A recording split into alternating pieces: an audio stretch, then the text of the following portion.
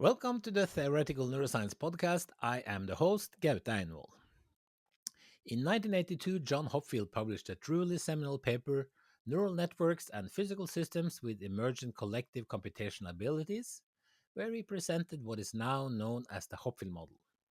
In the paper, Hopfield demonstrated how a very simple neural network model with neural units that are either on or off can be recurrently connected so that the network functions as a memory and can store numerous patterns, for example, images of digits where each pixel in the image is represented by a single neural unit. The memory is so-called content-addressable, meaning that if, for example, a non-perfect noisy image of the digit 8 is presented, the network will over time iterate itself to end up in a network state representing the number 8. The memory is also associative in the sense that the noisy image of a digit 8 is associated with a network state for this digit. Hopfield was not the first to model such associative networks. He was benefiting from similar ideas that had been around in the field for at least 20 years. But he brought a lot of interesting ideas together to make a pristine model that could be readily analyzed and understood, using, for example, an energy function that he constructed. The publication of the model, which also borrowed from the field of magnetism and statistical physics, led to a rush of scientists, in particular physicists, entering the field of computational neuroscience, many to explore and study generalizations of the Hopfield model. And today, the Hopfield model is a key ingredient of the intellectual foundation of theoretical neuroscience. While the importance of John Hopfield's work has always been recognized within the field of computational neuroscience, it has this fall become more known to the broader scientific community by his award of this year's Nobel Prize in Physics together with Geoff Hinton. This episode, which focuses on the Hopfield model, is released on December 7th, 3 days before Hopfield gets his gold medal from the Swedish king in Stockholm. Today's guest is Wulfram Gerstner, and I can't think of anyone more suited to talk about the Hopfield model and the impact it has had. Wulfram is a professor at EPFL in Lausanne in Switzerland, and he actually studied a variation of the Hopfield model himself as part of his PhD work in the early 1990s. Since then, he and his group have done a lot of excellent work in computational neuroscience over a wide range of topics. I particularly know his pioneering work on spiking neural models and spike timing dependent synaptic plasticity. Together with Werner Kissler, Richard Nord, and Liam Poninsky, he has written the book Neuronal Dynamics, which is a favorite of mine. And section 17.2 in this book is devoted to the Hopfield model.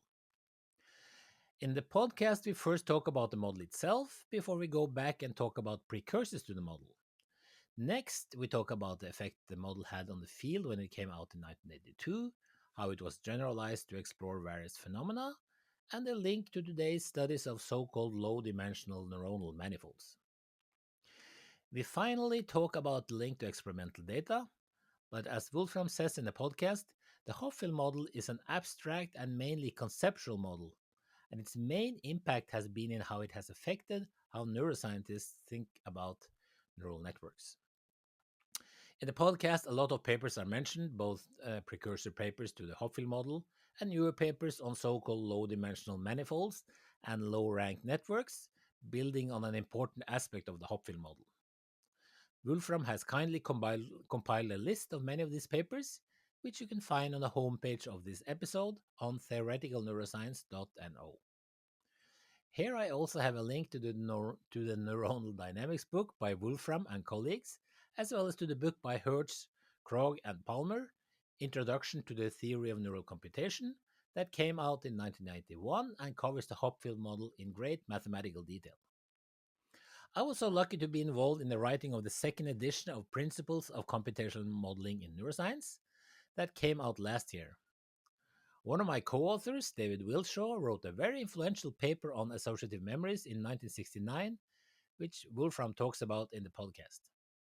This material is covered in a nice pedagogical way in section 11.5 in this Principles book, so I also provide a link to this book on the episode homepage. Further, the book Models of the Mind, written by Grace Lindsay, the guest in the first Theoretical Neuroscience podcast, gives a nice popular account of the model, in its chapter 6 on memory and learning models. Note that when we listened to the recording, we realized that Wulfram inadvertently used the word neural field instead of neural manifold on 3 occasions towards the end of the podcast. One of the times he corrects himself immediately, and the 2 other times the meaning should become clear from the context. But be aware. If you want to support the podcast, go to patreon.com/theoretical neuroscience podcast and choose a membership of your liking, for example, at the cost of $1 per month. As a member, you will get access to a video version of the podcast recordings, as well as transcripts of each episode. And note that there is a 7-day free trial period when you sign up. I will be most grateful if you become a patron supporter to help me fund the production of the podcast, even if you're not too interested in looking at the videos. But I also appreciate all the other listeners, and I hope that all of you can help spread the word about the podcast to other people in the community, on social media or otherwise. Okay, here is Wulfram. So, welcome to the Theoretical Neuroscience podcast, Wulfram Gerstner. Hi, Gaute. Very nice seeing you on video here. Yeah. I mean, we have known each other for some time. So Yes. I think the first time I met you, you were a PhD student working with Leo van Hemmen. Where that was in Berlin, or where was it? That was. I don't know where you met me, but I did the PhD in Munich. In Munich, okay. With Leo van Hemmen, and that I got started off by Andreas Herz, who is now a professor in Munich. Yeah. And he taught me all this details of the Hopfield model, and Leo van Hemmen, of course, as well in a more formal fashion. And so it was great getting started on this topic of computational neuroscience at that time. Yeah. Because I think I was visiting you actually together with John Hertz. That was towards the end of my PhD, and John Hertz came, and because John John Hertz worked at Nordita, the Nordic Institute of Theoretical Physics. Yes. So that was this sort of service institution for Nordic physicists. So I went with him to visit you and Leo and pretty much Niels Hertz then. And I remember I was late because I got stuck. So anyway, that was I think it was a really good meeting. But John Hertz is, of course, the person who wrote the first and very influential textbook. True. It's actually in the back behind your shoulder there. It's not an accident, that is there. So it has really influenced me. But it came out just a little bit later. I was already and then of course it's next to your excellent textbook, Neural Dynamics. Just to set the background of sort of neural networks, Hopfield model, and computational neuroscience. Very good. Because I think, the Hopfield model, of course, for people like us who started looking into computational neuroscience in the I don't know 90s or something, we sort of learned about the Hopfield model. That was like one of the pillars in some sense, or at least, or like one mandatory thing to learn, because there was not too many solid modeling stories around. So the Hopfield model was certainly one, obviously a mandatory part of the curriculum. So, and of course now he has sort of come to fame beyond us, beyond the field, because he got the Nobel Prize in physics. But I thought we should start for the new for the listeners, or maybe like students of computational neuroscience, to have like maybe a slightly different curriculum than we had. So start with, what is the Hopfield model?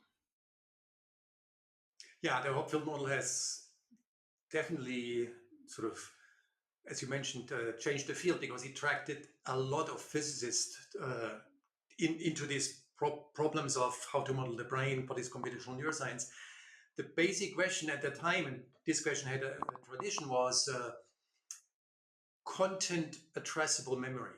That was a term used by the time, or also associative memory. Mm-hmm. And associative memories, if you think about it, for example, if I walk in front of normally I don't, if you ask me like this, I don't remember my bank code. But if I'm in front of one of these bank machines or tellers, it just comes back. So if this association from one thing to the other. That's a forward association. You can also, if you think of a rose, you may think of the smell of the rose, or you can close your eyes and still think of the shape of the rose and the color of the rose. So these are all associations. And the Hopfield model and earlier models of content addressable memory gives a formal description of this process. So how can I, with a partial information, just image of the rose, recall the rest of information? Yeah. So that is sort of associative because it associates things, and it's also content addressable because you start with giving. Well, so what does it mean with the content addressable? Well, that was used as opposed to say computer memory of a Neumann machine, where we would have to know that uh, this memory has address 3758 or something, and here you just give part of the information, often visualized as part of the image, part of a cup, and you imagine that you can also see the other part of the cup. But in a way, one should not think of images, but of abstract concepts. So in that sense, it's not a model of visual processing, but it's of late memory areas. Um, that's why I like this example of the rose. Sort of, it's something abstract. You bind different things together, like the smell and the shape. Yeah. Or of an apple, you have smell, shape, taste, texture. And if I say the word apple, you can think of these things. So it binds things together in one common concept. And this common concept is represented in a very abstract way by saying somewhere in the brain, in some memory related area, there are some neurons that are active during the concept, during the recall of the concept, and other neurons that are inactive. So and then you can say active is +1 and inactive is -1, or inactive is 0. There are two choices for that. So that was sort of the idea of course, Hopfield, and in his model of 1982, he sort of abstracted this idea into this specific model where sort of like say like the pattern for a rose is some sense then it's like that's a collection of zeros and ones in like a certain number of neurons or some sense neuronal nodes. I guess it was like a little bit sort of ambiguous whether it's like neurons or populations, right? So he had this very abstract, this abstraction of that idea. Yes, the abstraction, and he clearly relies and cites earlier models. Maybe can make later a detour to look at these precursors. But what we now know as the Hopfield model um, is a model, sort of the version that came into the textbook is basically the version which was picked up already by the physicists like Pareto, and on a paper in 1984. The Hopfield paper was 1982, and then very influential the paper of Amit and Gutfreund and Sompolinsky, 1985. They really used this physics language, and this started a whole boom. So lots of physicists moved into that field. Basically, people in statistical physics or theoretical biology, physics, they just jumped into the field because suddenly this became understandable. So Hopfield succeeded to make ideas that have been around, to condense them in a language that made it accessible for physicists. Yeah. And I think the title reflects this sort of neural networks and physical systems. They become the same thing, and emergent collective properties. Collective properties is sort of a code word for we can use statistical physics tools for that. Yeah, exactly. And that's what happened immediately afterwards. So exactly. So I think the title of the paper is, I read it now: Neural Networks and Physical Systems with Emergent Collective Computational Abilities, and it was sort of published in 1982 in this paper in Proceedings of National Academy of Sciences in the U.S. So and then there was also this analogy between his model to this magnetic spin systems, right? Because Yes. that's something that physicists had studied for a long time. Also, that was like typical part of the curriculum when you studied physics. Yes, so the closest, so the formalism that was then immediately used to analyze the Hopfield model is the formalism of the Ising model, where you have spins pointing upward, +1, or downward, -1, which means the neuron is firing or it's not firing. And these models were around. Now, the one important thing one has to keep in mind is that if you talk about magnetic systems described by spins or little magnets sort of pointing north or pointing south, all these magnets just talk to all these little spins or little magnetic needles talk to other magnetic needles. There's no central control of how to align everybody in the same direction, but magnetism means a large pool of these little magnets align. Yeah. And that's this process of magnetization. You have large-scale variables called macroscopic variables that in the end describe the system. So there are millions, billions of little spins or little needles that can do whatever they want, but physicists are able to calculate sort of to say, okay, there's a state where all these little needles are aligned. And that's the macroscopic variable, and that's what carries over to the Hopfield model. The macroscopic variable, which is the similarity with a certain configuration. We say the configuration of the concept rows is that some neurons should be active, some should be inactive. And the magnetization is this macroscopic variable is the similarity between what is stored as concept of rows and the current configuration of these neurons or spins. Where also some are active and some are inactive. Oh, exactly. So that sounds like the how well the rosiness of the image, or how close it is to rose, it's sort of analogous to how magnetized the system is, right, in physics. It's not. That's exactly the analogy that was exploited. So, and then of course the dynamics of the model. So then the idea was that, well, if you look at an individual spin or individual node with either like 0 or 1, but it can change. So the next the value at the next time step will depend on what all the others are doing, right? Yes. So so it's some kind of a sum of weights. So like some kind of weighted sum of what the other people are doing or other nodes are doing. Exactly. And now in contrast, we talked about the physics analogy. In physics, interaction is usually with the nearest neighbors. And since neurons have cables, the interaction is essentially with everybody over very long distance. It's not everybody. You can thin it out and say it's with 10%, but it's important. It's not locally defined. It comes from all over. Exactly. And so the funny thing is that the mathematical techniques, which are called mean field techniques, are considered very bad models for physics because they don't take into account the nearest neighbor interaction. But they are very good models, very good approximation. In fact, there's approximation free for a fully connected model where everybody talks to everybody else. Yeah. So the brain is simpler than magnets at this level to model. That's good.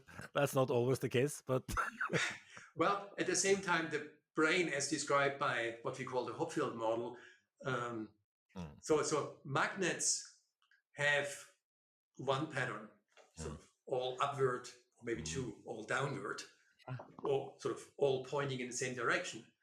But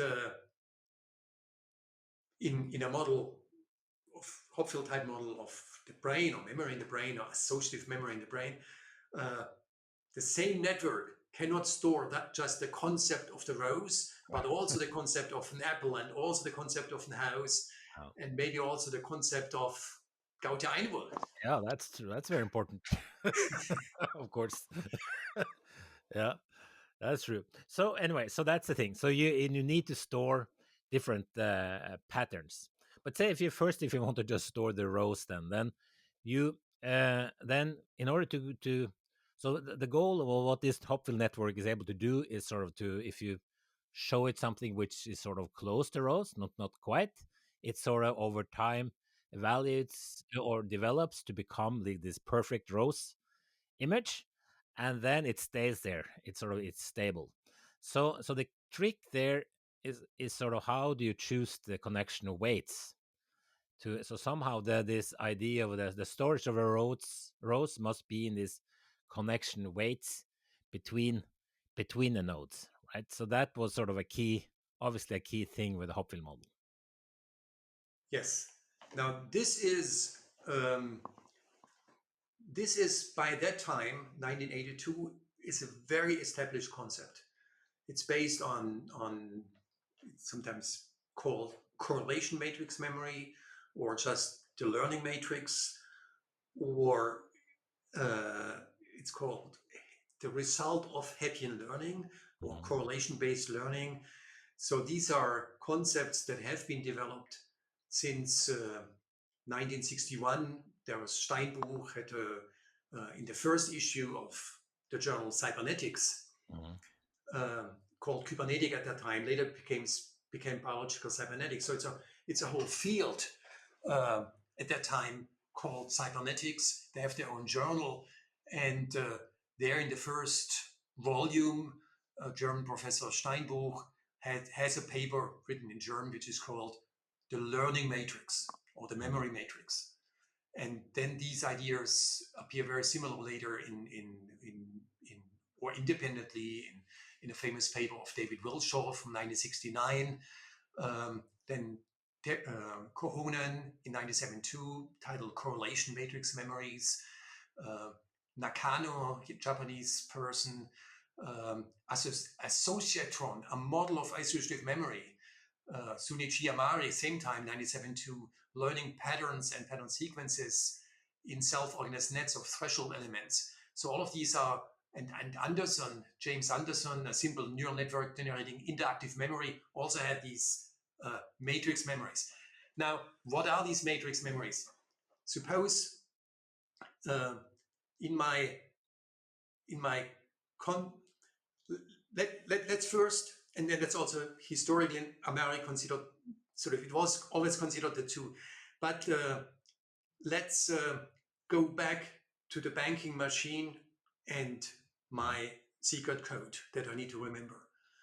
So I'm in front of the banking machine. So many neurons will send out cables,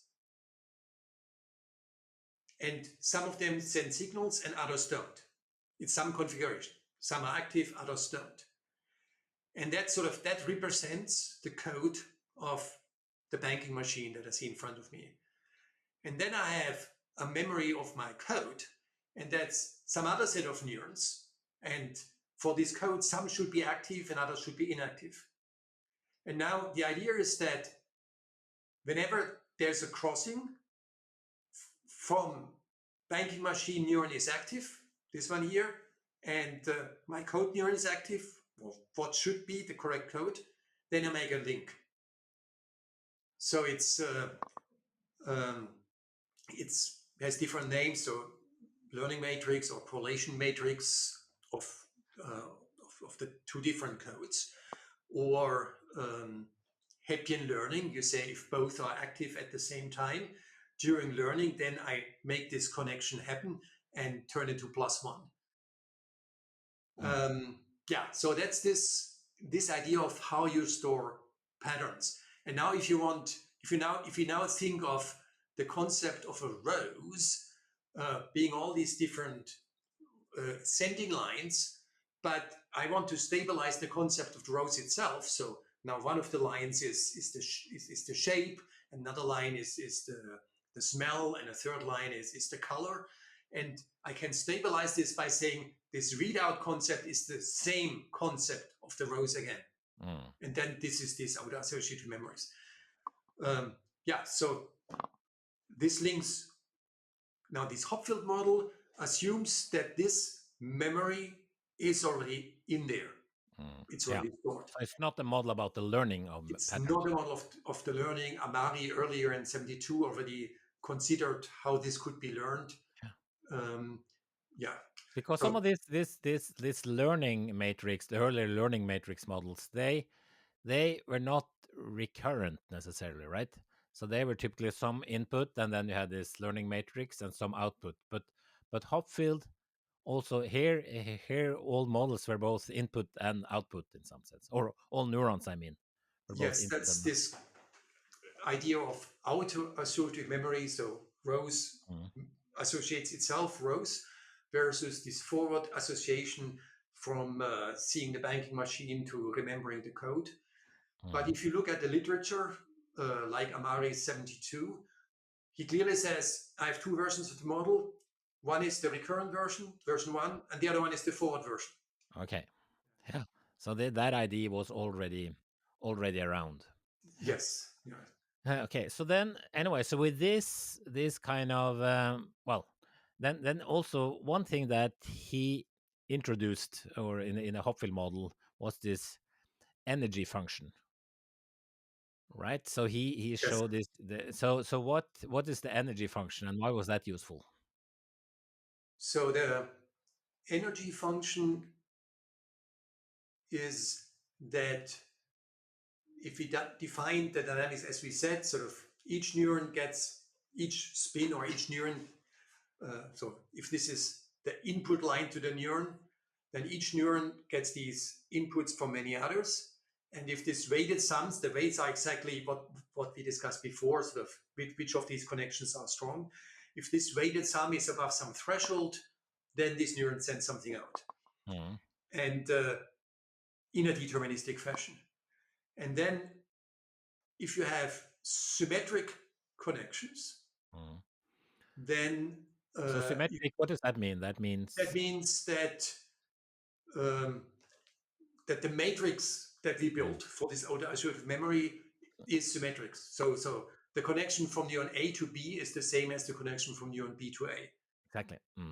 Yeah. And then basically you can write down an energy, a physics-style energy, which at each update step of any neuron in the network just Mm. goes down. Yeah. And this gives this very nice sort of mental image of an energy landscape, right? Which is such a useful metaphor, right, for thinking about these things, right? Exactly. Yeah. Exactly.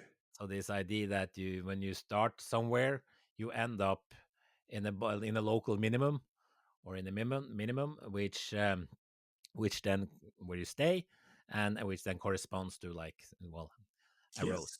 So now, if you want to store more things than a rose, say like a rose and a lion and a monkey, so what do you do then?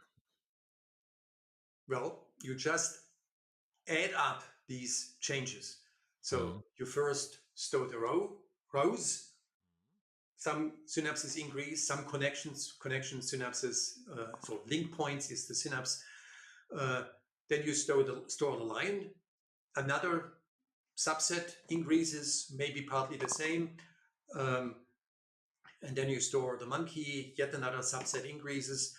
And in the Hopfield model and also earlier correlation memory models, um, it's not just, you see immediately that if you just talk about increases, at some point all of these matrix elements are filled with positive numbers.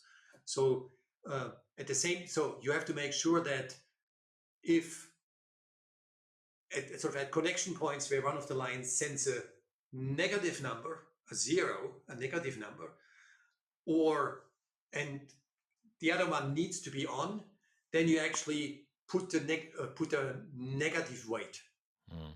Yeah. and that is very important, and Mm. that also has sort of it's like doing a naive correlation versus covariance, Mm. I and see. Yeah. yeah, Yeah. Mm. So then, say you have these three, you change the weight so that you have sort of in principle these three memories, monkey, lion, and rose, in the network, and then you show something sort of like sort of lion-like, but with a little bit of rows on it. So what happens when you feed that into the network then? If it's mostly line and little rows, Mm. then it's after 2, 3 iterations. So as iterations mean in that sense, we Mm. close the loop Mm. across the matrix several times, and each time there's each neuron each time has a threshold process, a decision. I go +1 or -1. Mm. If you close that loop and do this for 3 iterations, then you will see the line. Yeah. Now, if you do exactly 50% rows and 50% line, Yeah. you might get a All bets are off. hybrid Yeah. hybrid of the two, sort of like in the Okay. antique mythology. Like, I don't think I see the lion and the rose, but maybe, but who knows? Yeah. But lion and monkey, right? My lion monkey, that sounds more like it. Yeah, that's on somebody, some culture must have like that. So, okay, but then at least you would think that, I mean, one good thing about this kind of memory is that, I mean, if something goes wrong with one neuron, say if you have 100 neurons in your network, and if something goes wrong with one neuron, it doesn't mean that the memory necessarily goes away. It can still work. That's correct. So that's the third term, sort of content addressable memory is one, associative memory is the other, and the third one is distributed processing. Mm. So it's not, you don't rely on sort of your um, memory unit on a memory chip of a Turing machine, and if that unit chip fails, it's over. But everything is distributed. I think that's what's reflected in this, in the title of the Hopfield network. Sort of it's Mm. collective dynamics. Yeah. And if you have 100 neurons uh, and the network stores 3 patterns, it's really redundant, Mm. and you can take out 10% of the neurons, you can kill 20% of the connections of the synapses, and it will just work as well. Yeah. But of course, if you have try to store, if you're too ambitious, try to store too many patterns, then you can sort of lose. Then everything goes wrong at the end if you put too many patterns in, right? Yeah, that's There's correct. there's So an no, upper there's a limitation. limit, and because there starts to be crosstalk between patterns, Mm. and that limits the capacity of how many patterns you can store, and then again, uh, that has a long tradition. Uh, Okay. so the paper of David Wilshaw in 19 Yeah. and colleagues, Buneman, Longet, Higgins, were the co-authors. They already estimate the storage capacity of their network, Yeah. and Mm. Sunichi Amari did the same thing. It's basically it's a signal to noise argument that you can run. Mm. Different patterns create crosstalk, they create noise terms, and a simple signal to noise analysis um, shows what the limits are. Mm. So what And are the limit? I mean, the number of patterns is proportional to the number of nodes, right? But yeah, so to prepare for our little conversation over coffee, yeah, um, I looked again at the Hopfield paper, and he already said he worked with networks of 40 neurons and 100 neurons, yeah, and said, I see that the number of patterns I can store is roughly 15%, 0.15. mm. Yeah, And then the physicists jumped on this, yeah. and Amit Gutfreund-Sumpelinsky in a labor paper, Mm. they used really advanced methods of statistical physics, replica calculations, and found 0.14. So amazingly close Yeah. to It's like, this simulation-based yeah, thing of Hopfield. yeah. I mean, But, one. but Yeah. again, so that there's a limit was known, Mm. and from these precursors, and the paper of Hopfield also does this kind of indicates estimates of, or just says one can do a signal to noise analysis. Mm. Uh, so for these kind of effects, the, the field was ready. So I Mm. also like to I quickly looked at the paper of Günther Palm again from 1980. It's called On Associative Memory. And in the introduction, he says, well, look, there are already two review papers, a review book from Kahuna and a review paper from the colleagues of David Wilshaw. And this is a situation. Now let's calculate in these type of networks the information capacity. Yeah. Or let's Yeah. people Cool. knew how to do signal noise calculations to look at Exactly. this. So the seems like all the low hanging fruits had been picked, and in 1980, Yeah, which was turned out not to be the case. yeah, Maybe. Well, it's fun to hear about because I mean I just I collaborate with David Wilshaw, and we were just sort of I'm a co-author on one of his textbook, and I Hopfield is also still active, and maybe some others of these pioneers, right? It's sort of a yes, even yes. though our There, yeah. So of course there was a first wave of neural networks in the 40s and 50s.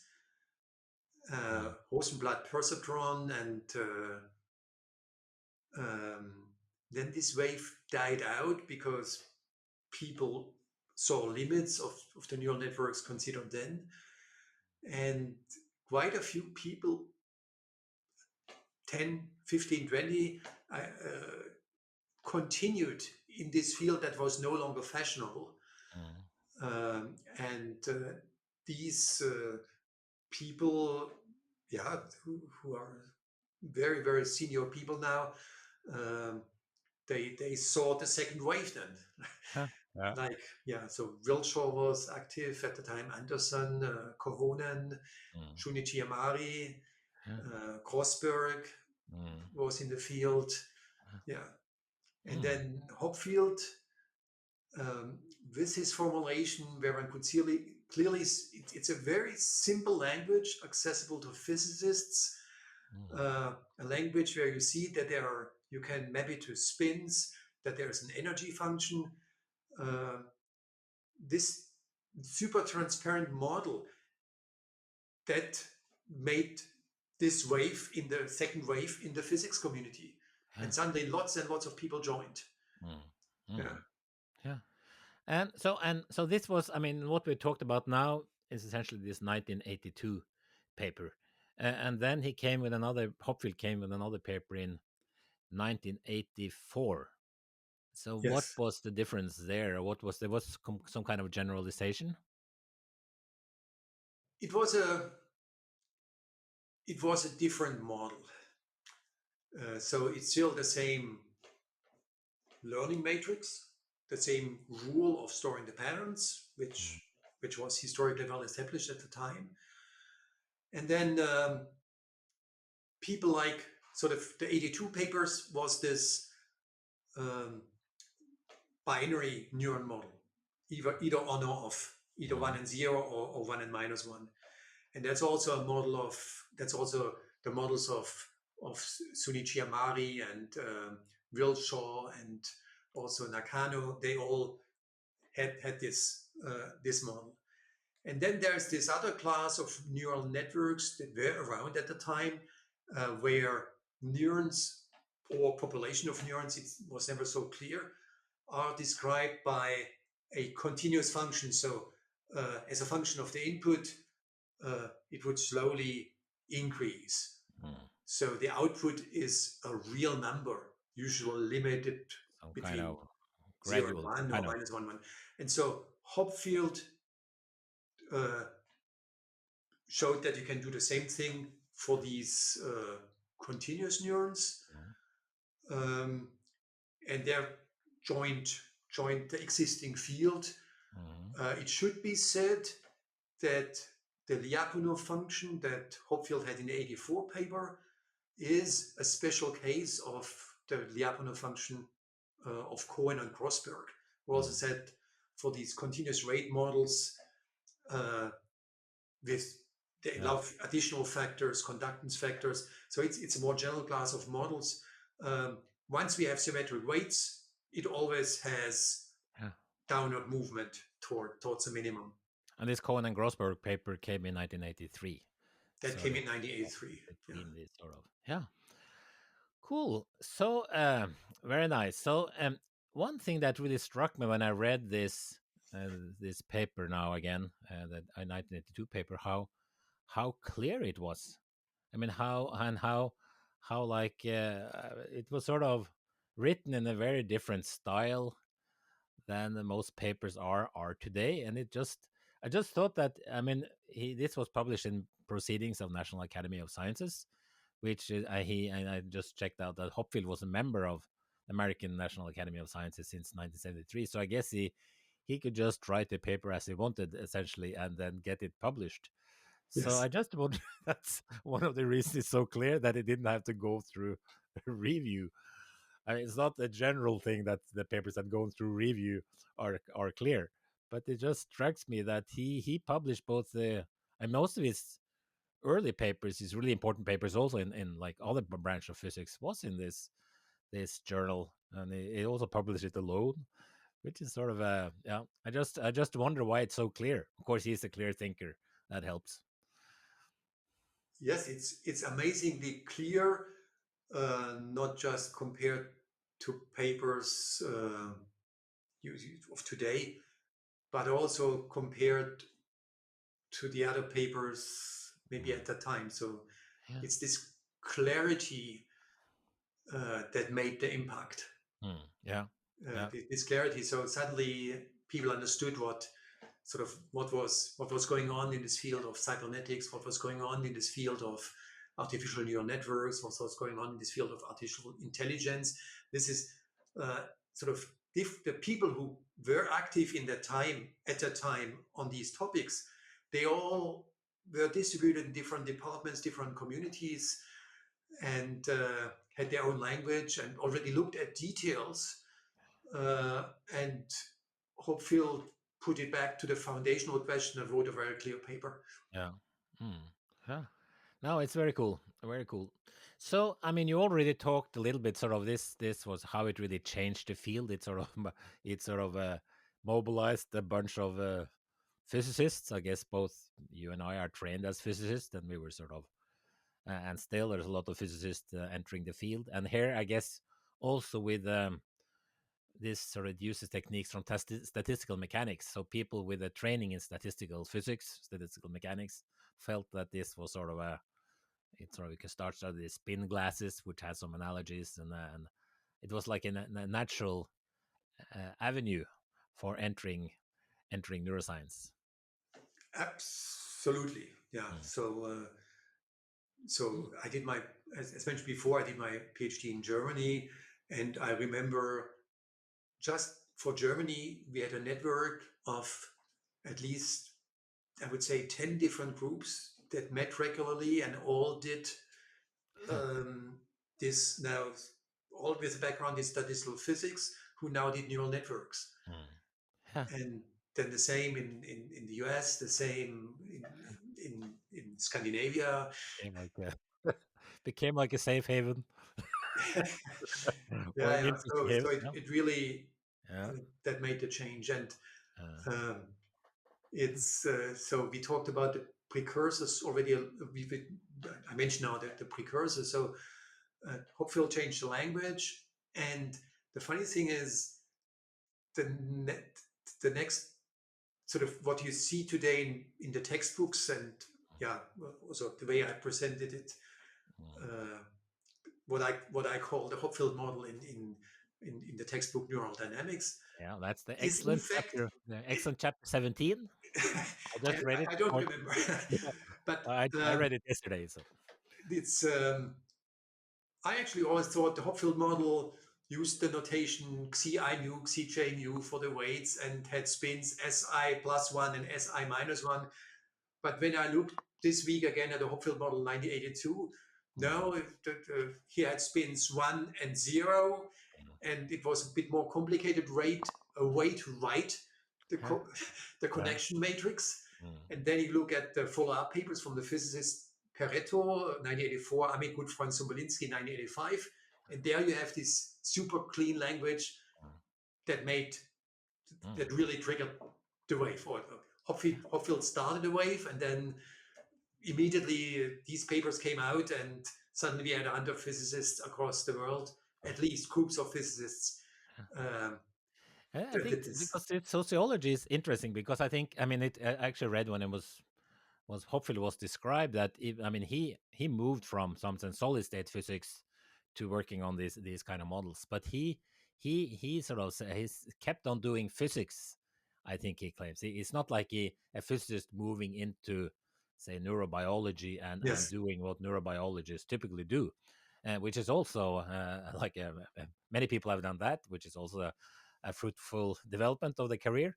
But this was different, right? So he made it possible to be a physicist and work in neuroscience. yes.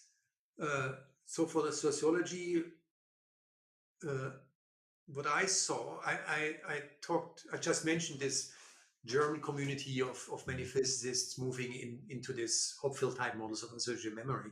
mm, Um, 10 years later, around 1995, there mm. was a bifurcation.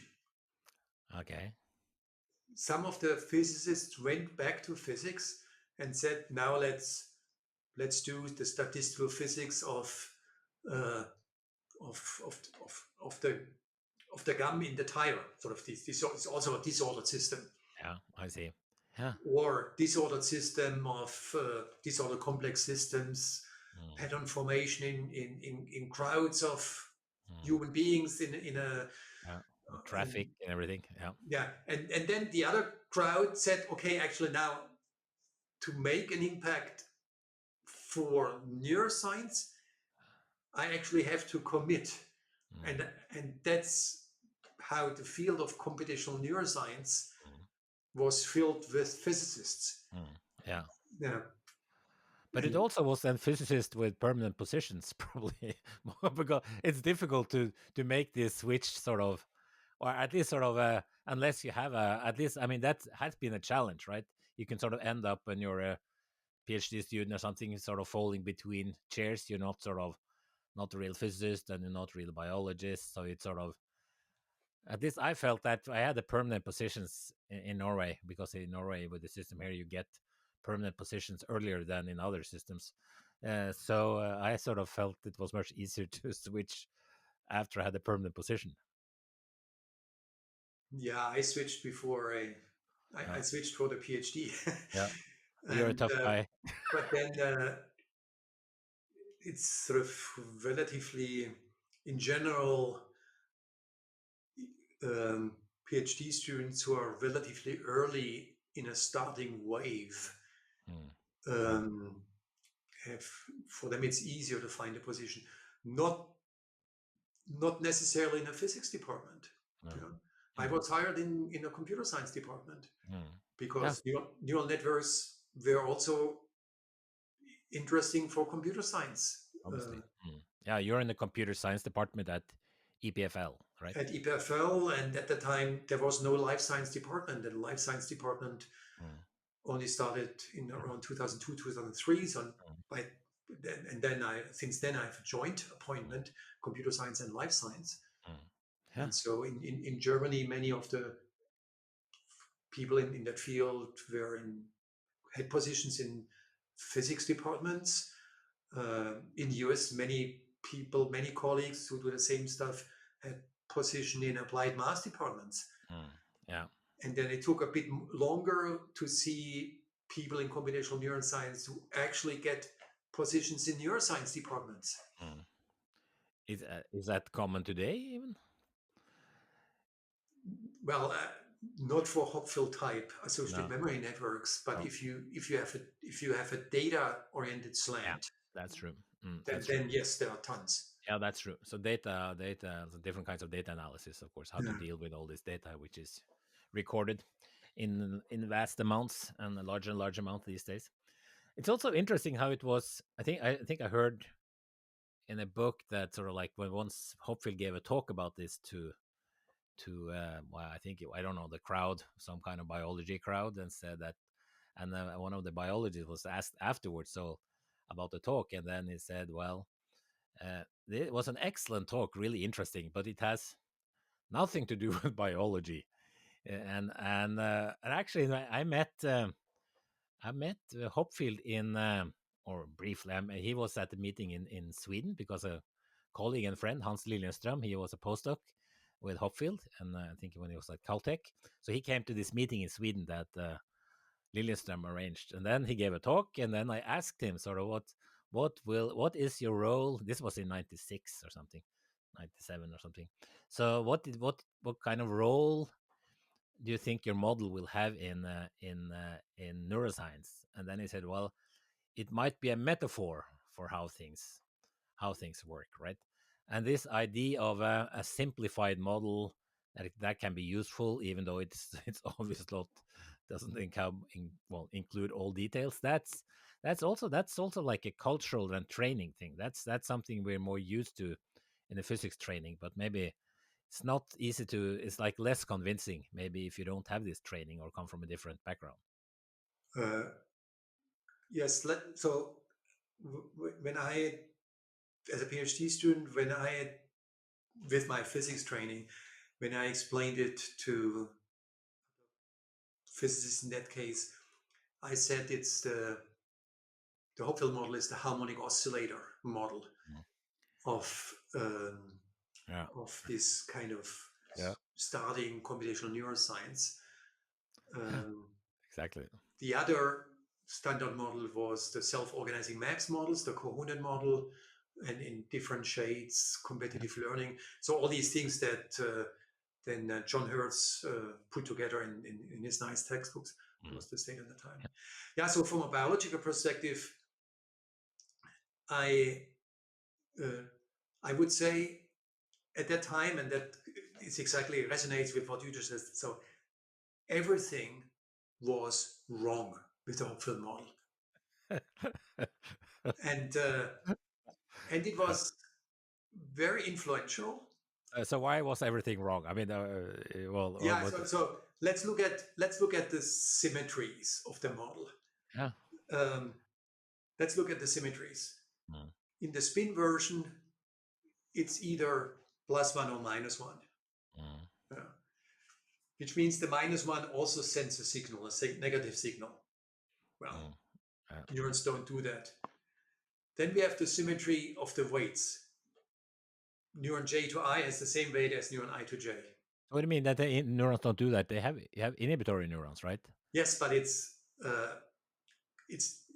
this kind of symmetry means it's very balanced. Okay.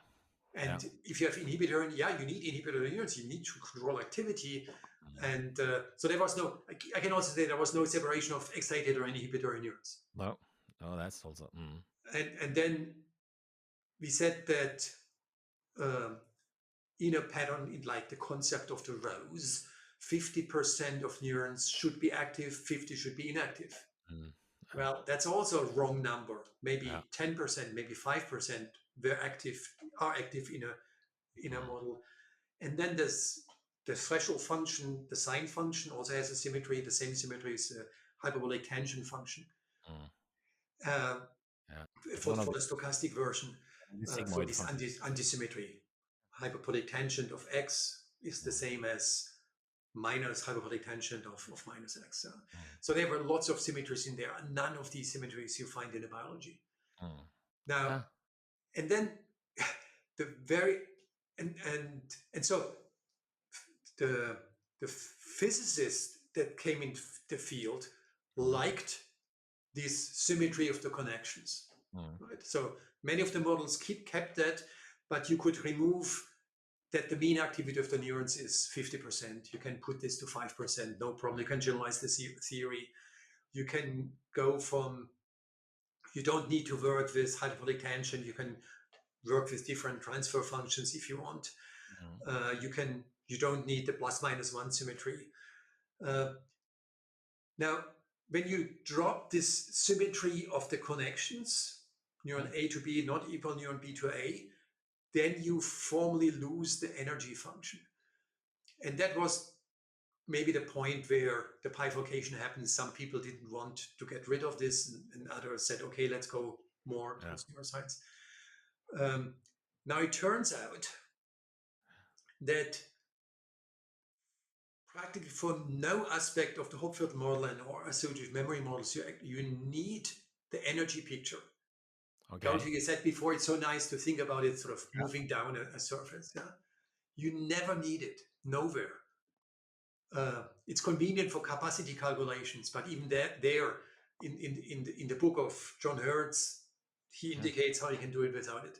Okay. So the only thing you need is that you realize that once you have this way of storing stuff, it essentially means it's an outer product matrix. Mhm. We can I can uh, so outer product is the inverse of a scalar product. Scalar product, you have one vector and other, you add them together. Outer product is two vectors like this, you get a matrix. Mhm. And the Hopfield sort of the way of what we talked about storing patterns is outer product matrix, uh, summed over several of these outer products. So once you have this structure, you see that the only thing that matters is how similar the current configuration is with the concept number one, with the concept number two, with the concept number three, and so forth. Yeah. I see. And then this is something I learned from Andreas Hertz and Leo van Hemmen, but which also visible in the papers of Amari. Then you can close the dynamics just for these macroscopic variables. Yeah. You can say, given that I have overlap of 80% with a lion and of 20% with a monkey, in the next time step, I will have maybe 95% with a lion and 5% with a monkey. Mm. And so you can describe the dynamics just with the similarity variables. Yeah. I see. Mm. Yeah. And now once you realize this, you don't need the symmetric weights. You don't need spins. You actually can go to spiking neurons. Uh-huh. Spiking neurons that have refractoriness. So Mm. after each sending a spike, there's a dead time of 2 milliseconds or Mhm. 5 milliseconds, and then slowly it recovers. You can still do the same math for Mm. spiking neurons. Yeah. Cool. Mm. And so the one thing that all these models that we discussed so far have, so with the energy function, you go down to a stable point, which is called a fixed point of the dynamics. If you do it with the overlaps, with the similarity measures, how similar are the different concepts, you also go to a fixed point if you Okay. set it up in the right way. Yeah. Now, the fixed point is so this movement, that's what inspired experimentalists as well. So the Hopfield model did also have an influence first on computational neuroscience, then on large-scale neuroscience experiments. Now the Mm. problem is even the fixed points are wrong. If this is the most conservative thing of the Hopfield network, the fixed points are also wrong. Um, we said before you can do the same kind of network, not for fixed points, but for chains. So if I hear A, I think of B. If I hear B, I think of C and D. So you can get this forward movement. It's sort of a little bit like limit cycles, is It's it? like limit cycles, exactly. Mm. And that also doesn't seem to fit. And that's, for example, Mm. the models that I learned from Andreas Hertz was, and Leo Reimer Kühn, Leo van Hemmen, that were these kind of models. Yeah. Very beautiful. You see how Yeah. these overlaps go over from pattern A to pattern B to C, and then you can close it. Just mentioned that actually sort of we had a podcast with Karina Kurto, and Yes, she has worked with these threshold linear network models and studied these sort of limit cycles you have and sort of yes. how they work. So this is also, well, for those of you who are interested in this, this is podcast number 7 or something in the Yeah, theoretical side. good. I will have a look. But I've heard talks of Karina Kurto. Yeah, it's very nice, very Yeah, nice very work. nice. Yeah. Um, Mm. so what experimentalists found during and maybe Gilles Laurent was the first, and then Valerio Mante, and then Churchland, the motor cortex people, Chenoy. They found that the activity of neurons doesn't go to a fixed point, but it stays in a plane. Okay. Yeah. Now it can be a high-dimensional surface, and this is called neural manifolds. Okay. And then there's parallel theory work, and I think, for example, of Mastro Giuseppe and Ostojic, who have a model how you constrain to these low-dimensional manifolds. And these models, again, use this outer product structure of the Hopfield matrix. Nicolas Brunel has, with his, also looked at this with his students. So there's now something that, if Hopfield said nothing is, in answer to these questions, it's just a conceptual drive. So I would say today we still see sort of traces of the Hopfield model in these neural manifold models. Or Just briefly, what is a neural manifold for? A neural manifold basically is you record 1,000 neurons every say every 10 milliseconds, or no, let's say every 100 milliseconds, you look how many spikes each neuron sent. So every 100 milliseconds, you get one number per neuron. You collect these numbers in a vector. So you have a vector of 1,000 entries. And then next time step, you have again 1,000 entries, 1,000 entries. So in principle, to describe the neural activity of 1,000 neurons, you need 1,000 numbers. The mathematical jargon is the activity is in a 1,000 dimensional space. But that's just the word for this. So we need 1,000 numbers. And now it turns out that many of these numbers are correlated in a nice fashion, so that in the end, to describe what's happening during a task with these 1,000 neurons, you only need maybe 2 or 3 or 5 variables. And the way you can think of is, so here we live in a 3-dimensional space, but a curved piece of paper, I only need 2 variables to say where I am on the paper. And so basically neural manifold means you get away with 5 variables in this, even though you would need 1,000 variables in this 1,000 dimensional space. And now this is exactly what we mentioned before, that with these similarity variables in the Hopfield model, you also, if you are close to the lion and the monkey, you get away with 2 variables to describe the whole system. You don't need these 10,000 neurons of the Hopfield model. You get away with 2 variables. And in this manifold picture, I mean, a stable state like in the original Hopfield model, that would be 1 point on the neural manifold. Yes. And that's so 1 point on the paper, on your paper. Basically, it would be 1 point. So it would be a trajectory. So if you start, in fact, with the example you gave of overlap with 2 concepts at the beginning, say monkey and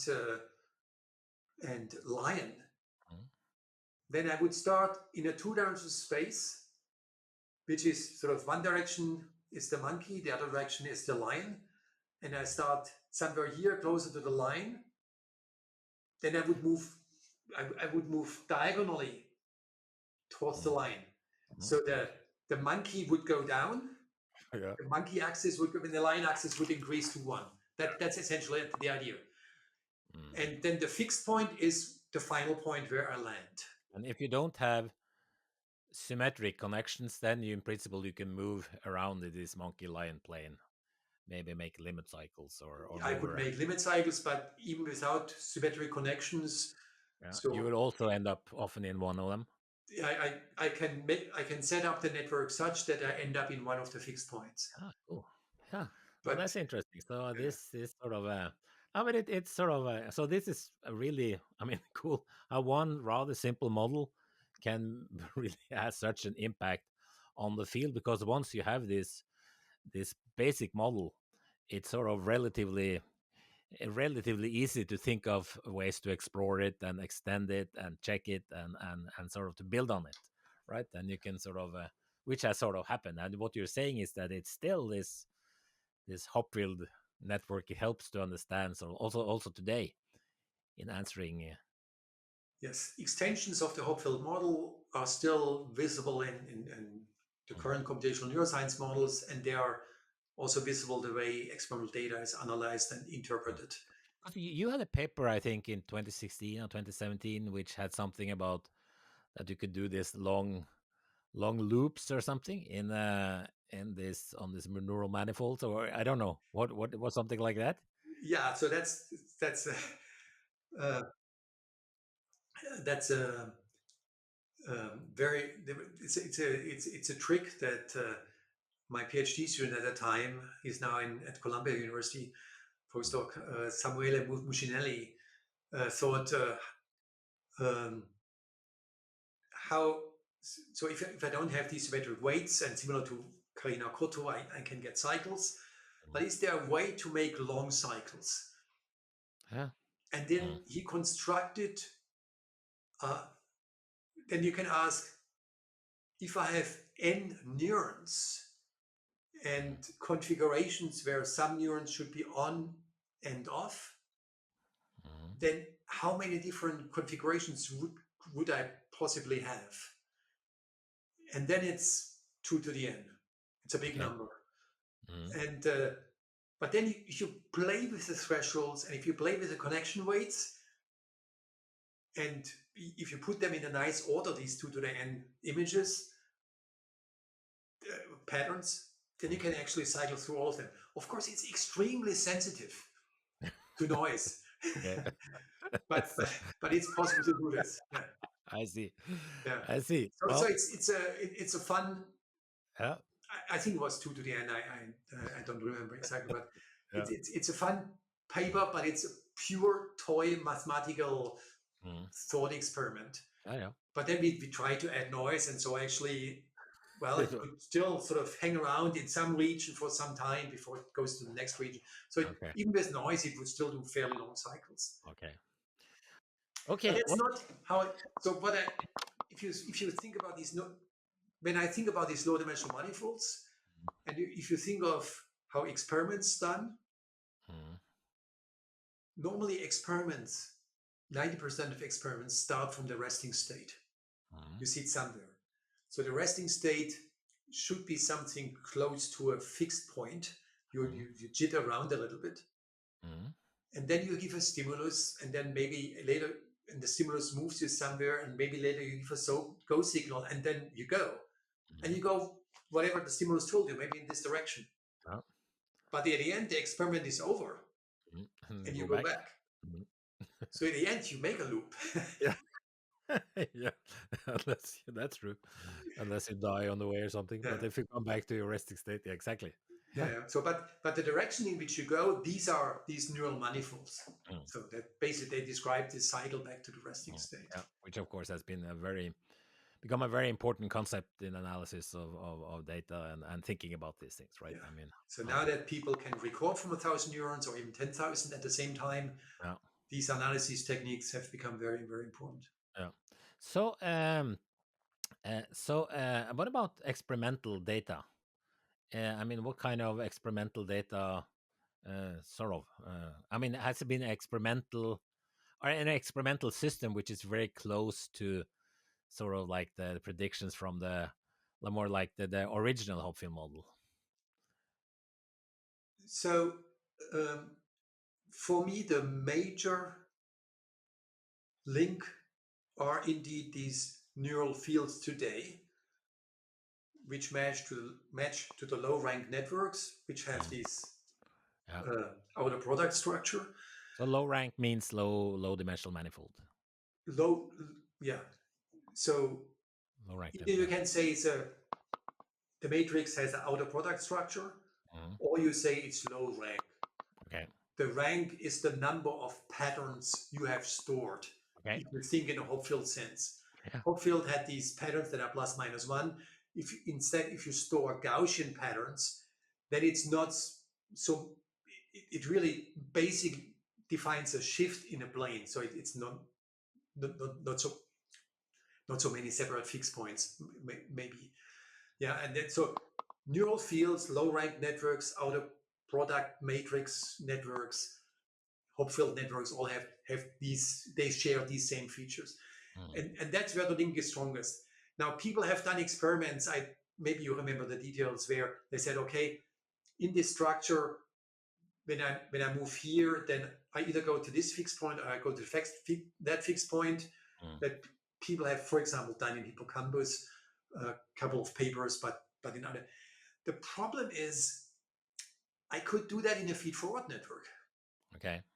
Yeah. Yeah, I could say I have a classifier and I do a mixed picture. Sort of, I do, so this is output for stimulus 1, stimulus 2. I give the mixed stimulus. A perceptron can do this. Yeah, I see. So that's not per se a proof of attractor dynamics. So what would you need for, then it would need some kind of time delay, or is that would be a signature maybe, or? I think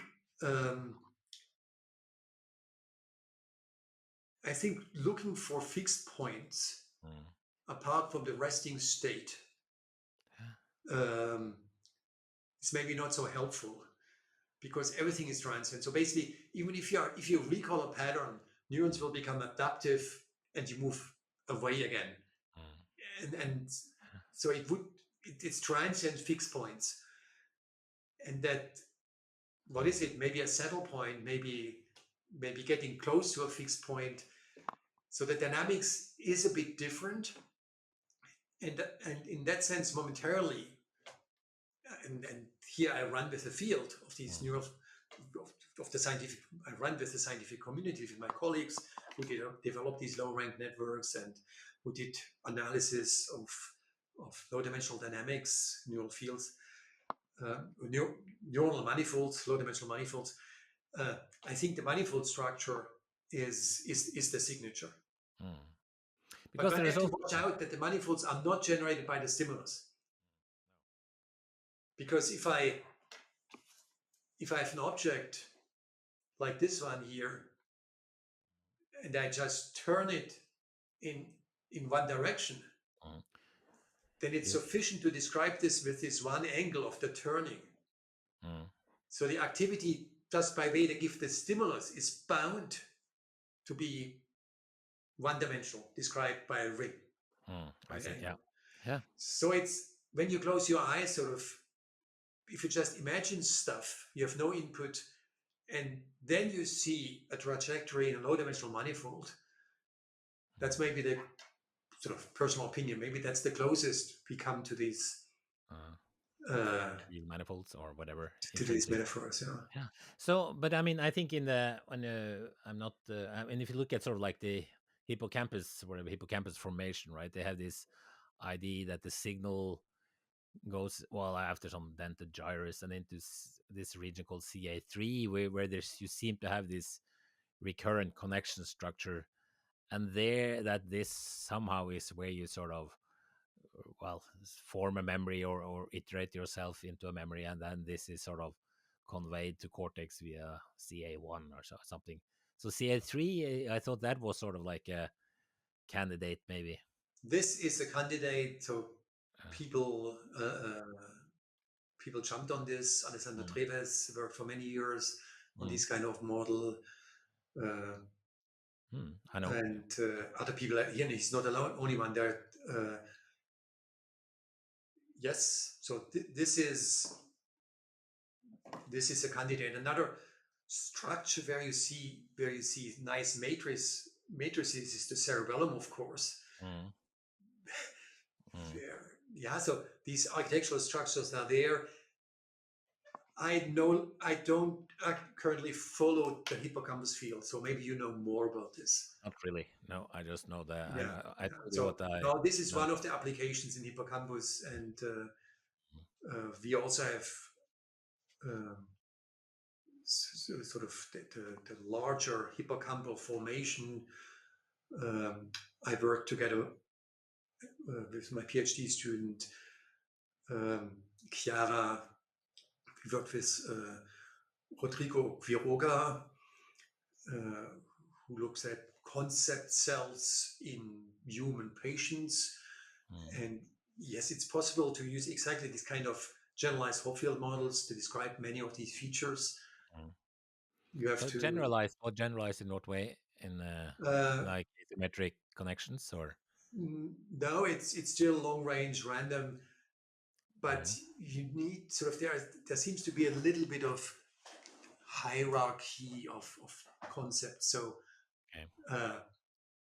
sort of some of the patients are sports fans, and then they know the names of several basketball stars and cricket stars and Yeah, football stars, you name it, I tennis can relate stars. to that. And then they, in a way, form subgroups of concepts, which is different subgroups than the different places, like the power of Pisa, the power of uh, the Eiffel Tower, or the Sydney Opera House, which are places concepts. So there are subgroups of concepts that are more similar to each other. And with in another study, Rodrigo, where I was not involved, Rodrigo Quiroga measured similarity between these neural patterns, so which neurons go on, and matched this to similarities that you find when you do Google search of different concepts. Wow. So Wow. if you search for one sports person, Yeah. they also Yeah. list other sports people. Yeah. Oh, There was a nice correlation between these two. yeah. That's guilty. I follow football closely, so Yeah. anyway, cool. So we're approaching the end here. One thing that actually Hopfield mentioned in this 1982 paper was that this kind of content addressable memory ID could also be very efficient and when used in like computer chips, sort of. And has that happened really, or is Yeah, that it's funny artificial? that you say this because all of these, or many of these communities starting in the 50s and 60s and 70s, the cybernetics community, they thought of doing analog hardware for this. Yeah. Uh-huh. And Yeah. and uh, the first learning matrix paper, Steinbuch, he was a professor in Germany in Karlsruhe Technical University, and he thought of analog circuits that do it. Then Wilshaw, he and Longat Higgins, they're actually very inspired by optical implementation, and but their paper is actually we can do it non-holographic. Yeah. But then Not. the 72 paper of Nakano, which was also cited by Amari, um, the last part of the paper is how to do analog hardware. I In see. 1980, 1982, Günter Palm has this paper, and where he looks at storage capacity. No, 1980, exactly 2 years before Hopfield, 1980. And Günter Palm was also interested on building building chips for doing this. So there was always this idea has always been around. It turns out that and neuromorphic is still active. It's a very active field, and it turns out that if small research labs invest time to do alternative compute concepts, and you can calculate that when they would have an edge with these configurations, then to build interfaces, compilers, programming languages to use this, 5-6 years have passed, and the Turing machine approach, sort of the standard chip approach, is so much advanced that you never make it. Now, if you think of the GPUs, they would have been called parallel hardware at the time. So in the 90s, people did parallel hardware. It was like this. So now there's a renewed interest of the hardware chip industry to look at even more distributed concepts, because they see that we run at the physical limit. So Mm. if a cable is only 5 Unbelievable. atoms large, you Mm. see quantum effects and you're doomed, right? Mm. Yeah. So things become noisy. So how can we get noise robust communication? How can we maybe doing spiky neurons on chip will solve an energy problem? Mm. Maybe these distributed coding principles of these memory networks will solve noise in the storage problems. Yeah. So there is a renewed interest, Mm. Yeah. but it will not. But it's now coming at the same time from people who are neuromorphic and Mm. from the big companies who push their chips towards smaller, more noisy, more parallelism. Mm. So, finally, what are you? I mean, you. I mean, I know that you have done you've written this. I mean, work a lot on spiking models, and obviously it's like synaptic dynamic models and stuff like that, and also Hopfield models.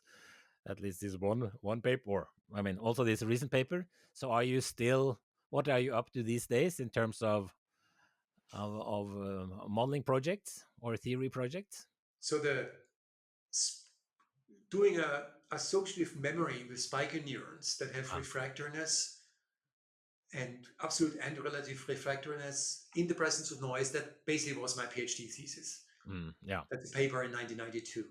Mm, And then I sort of stopped doing it for a while because I felt there are more general questions of coding with spiker neurons.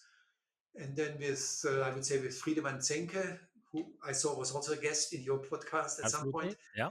uh, we went back to doing associative memories, and but really with online learning, as we mentioned, as you said, well, it's a matrix, it's fixed. Yeah? Learning is not part of the Hopfield model, and it's very difficult to put learning back into the scheme. Ah, Learning without sort of there's the interaction of the learning dynamics and with the retrieval dynamics that hurts, and you have to stop learning somehow. And Friedemann Zenke found a nice way of doing this. mm, And then, yeah, occasionally we go back, like in this collaboration with Rodrigo Quiroga and Chiara Castaldi, a mm, PhD student. We go back to the Hopfield model. Currently, we look exactly at these low-ranked networks, outer product matrices, and how this links back at the same time to the Hopfield model and to continuum models like Wilson-Cowan 1983 models and to uh, the, the neural fields and to the Mastro Giuseppe Ostojic mm. um, low-rank network models and try to combine this in a superclass of models. So exactly. So it seems like the Hopfield model plus plus is sort of like a part of your toolbox, Yes, modeling toolbox when you want to address new problems. yes, absolutely, Huh, absolutely. cool. Well, thanks a lot. I don't know if you have anything to add for about Hopfield. It's sort of cool that I mean it's not that often we sort of computational neuroscience get prime time in the in the in the world. I guess Yeah, Hodgkin Huxley they sort of got of course obviously Nobel Prize is the most visible prize, and so Hodgkin and Huxley got the Nobel Prize, and then Hopfield got one yes, this year. So it's not that often that we hit hit yes. hit the And the box office. interesting thing is, and you mentioned this before, sort of this very abstract model, this very simplified model. I sometimes call these models conceptual models that help the thinking. Yeah. Yeah. And these conceptual models can be wrong in all measurable aspects. Mm. And so sometimes you see in the field of neuroscience and computational neuroscience the tendency, some journals explicitly ask for this, what are your experimental predictions? Mm. Mm. And Yeah. so at the moment, when Hopfield published this in 1982, all Yeah. experimental predictions would have been wrong, No. but it Mm. was a very influential model. Yeah. And so this makes me think about what does it mean to build conceptual models. Mm. So we shouldn't just put a model aside, because at the moment it looks like there are no predictions, or if there are predictions, they are obviously wrong. Yeah. But models still can have this kind of long-term influence. Yeah. That's true, especially when it's a model where it's easiest to understand. If you have a simple model where you understand the consequences and in a simple Exactly. way and get the intuition, it's very, very useful. Yeah. I mean, also So if at the same, I see roughly at the same level, the very early models of reward-based learning yeah, yeah, that were abstract models and very conceptual models, and it took sort of the first models were before 1917, 1970, and the experimental uh, sort of confirmation was probably around 2016. yeah. And in between, the conceptual models were again moved towards touchable models that then made it into the thinking of the experimentalist, and finally you see the experiments coming out. Yeah. So it's computational neuroscience works on a long time scale. Yeah, that's also true, and there's many different ways to be useful in computational neuroscience. Yes. I think that's very important. It's no like even computational neuroscience is a broad field Yes. with I think and also too few scientists compared to the number of problems that should be studied, I think. Yes. So, but that's yeah. And even though here today we speak about mainly about the computational neuroscience flavor that does conceptual models, the other Mm. side that was briefly mentioned, sort of the data-oriented computational Yeah, neuroscience, yeah, they that's are right. super important. Yeah, that's true. So the like the whatever is it, like the 1,000 flowers bloom or something, is that what they say? Yeah, the more the merrier. We need many approaches. That's Yeah. what we need. Okay, thanks a lot for coming to the podcast, Wolfram. Thanks. It was a pleasure to be here, and yeah, was nice seeing you Yeah, on the video screen. likewise. We should do this more often. Yes, absolutely. Wednesday. Yeah. Okay. Okay. Bye. Bye bye.